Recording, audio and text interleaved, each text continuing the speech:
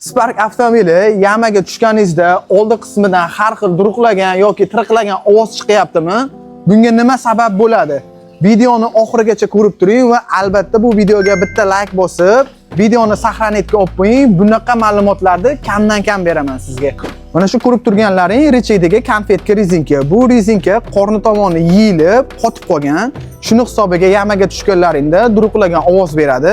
Bunisi yangisi. Buni holatini ko'rishlaring mumkin. Ancha farqi bor. Aynan shu rezinkani qo'yilsa, mashinada ancha yumshoqlik beradi. Keyingisi sharnir. Qo'limdagi bu sharnir, rulovoy sharnir bo'ladi. Bu juda ham yumshab ketadi. Buni original firmanikidan qo'yilsa, mana shu holatda qattiq va moshni bo'ladi. Bu hech qanday rulovoyga ziyon keltirmaydi. Juda ko'pchilik qattiq bo'lsa, rulovoyga tiriqlab ovoz beradi deyshadi.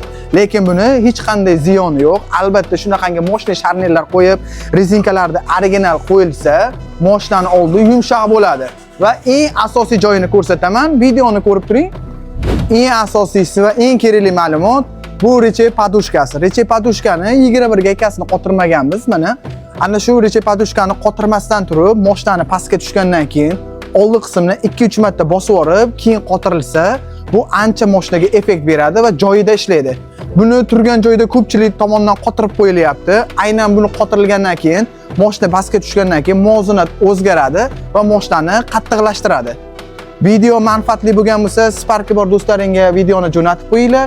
Albatta bizga obuna bo'lib, bizni kuzatishda davom eting.